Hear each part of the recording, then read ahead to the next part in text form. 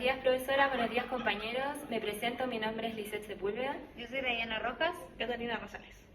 Y hoy vamos a exponer acerca de las medidas prejudiciales. Hablemos de la definición de medida prejudicial, que son aquellas providencias que el tribunal puede o debe adoptar a petición de las partes para facilitar al demandante o al demandado el ejercicio de futuras acciones o reacciones.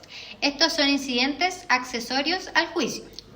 Hablemos de la clasificación de las providencias del artículo 178 del Código de Procedimiento Civil, en el cual encontramos la sentencia, que se divide en dos, definitiva o interlocutoria, autos, decretos, proveídos. Estas medidas prejudiciales se adoptan antes de la demanda y dejan de serlo una vez iniciada. Clasificación de las medidas prejudiciales. Primero, propiamente tales o preparatorias que facilitan la entrada al juicio solicitadas por el demandante o el demandado. Probatorias que reúnen antecedentes fácticos para evitar que desaparezcan pruebas. 3. Precautorias que buscan resguardar bienes en caso de que la demanda sea aceptada o rechazada. Hablemos del tribunal competente también. El tribunal que conoce la acción principal también es competente para conocer sobre las medidas prejudiciales. En el ámbito de aplicación son aplicables a todos los juicios, especialmente en los ordinarios de mayor cuantía del artículo 273 del Código de Procedimiento Civil. Las medidas prejudiciales las encontramos en el mismo artículo y también nos dicen que son providencias para facilitar el ejercicio de acciones u reacciones como 1. Declaración jurada sobre capacidad o personería. 2. Exhibición de la cosa en disputa. 3. Exhibición de documentos relevantes. 4. Exhibición de libros contables. Y como último, el reconocimiento de firma en instrumento privado. Hablemos también de la capacidad. En general, cuando hablamos de capacidad, son los mayores de 18 años, son todos aquellos capaces para demandar, y los demás son excepciones. Pasemos ahora a los instrumentos públicos y privados del artículo 273, numeral 3 del Código de Procedimiento Civil. El instrumento público se otorga con solemnidades legales como una escritura pública realizada por un notario. El instrumento privado no tiene estas formalidades y la exhibición de documentos de interés general debe ser solicitada por las partes y se realiza en una audiencia. Pasando a la exhibición de libros de contabilidad, esto solo se ordena en los casos establecidos por la ley, como en las sociedades o comerciantes con actividad personal. No procede de oficio ni a solicitud general. En cuanto al reconocimiento de firma, este se encuentra en el artículo 62 del Código de Procedimiento Civil y solo procede en documentos privados. Si se niega o no se asiste, el juez puede tomar medidas adicionales.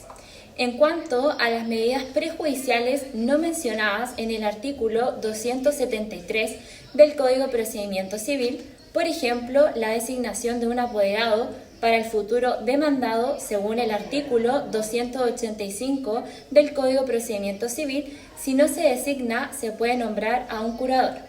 En cuanto a las medidas prejudiciales probatorias, ocurren en la etapa de prueba del juicio, donde las partes presentan evidencias como testimonios, documentos, inspecciones y peritajes. El juicio tiene varias etapas: la discusión, la conciliación, la prueba, la observación, la resolución de medidas y la sentencia y los recursos.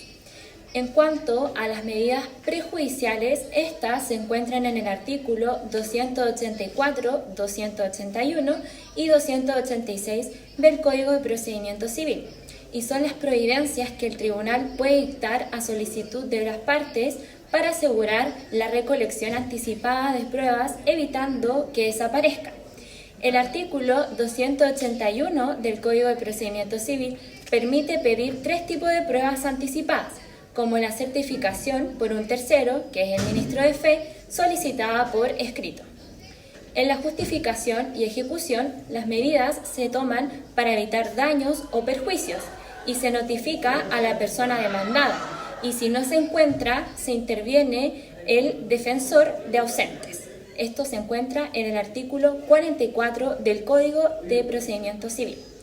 En los medios de prueba, estos se encuentran en el artículo 341 del Código de Procedimiento Civil y establece los medios de pruebas tradicionales, pero también se han incorporado nuevos, como los chats o videos. En los informes de peritos, los peritos son designados por el tribunal o las partes, y estos deben aceptar o rechazar y van a fijar los honorarios y además van a prestar juramento. Luego entregan un informe que se agrega al expediente. En cuanto a la certificación del ministro de Fe, el ministro de Fe certifica los hechos verídicos, pero solo como base para una presunción judicial. El artículo 427 del CPC establece que si no se admite prueba en contrario es plena prueba y si se admite es una presunción. Ya. Hay otros tipos de medios de prueba que pueden ser objetos de medidas prejudiciales probatorias, como la absolución de posiciones. Estas son preguntas sobre el conflicto que son solicitadas por el demandante o el demandado. Aquí se presenta un pliego con las preguntas que es revisado por el juez y las respuestas pueden ser expresas o tácitas. Y en segundo lugar tenemos la prueba testimonial. Aquí los testigos pueden declarar sobre hechos que hayan presenciado y se solicita anticipadamente si es que hay riesgo de que no pueda testificar después. El tribunal autoriza la pertinencia y notifica al testigo. Los requisitos es que sea un motivo grave, que haya presunción grave del derecho reclamado y que haya ofrecimiento de caución. Esto se tramita como un incidente y el juez puede aceptar o rechazar la solicitud. Pasando a otro tema, tenemos el juicio ordinario de mayor cuantía. ¿Qué es la cuantía? La cuantía es el valor de la cosa disputada en materia civil o la pena aplicable al caso en materia penal. Como características tenemos que puede ser civil, es contencioso, puede ser declarativo, constitutivo o de condena.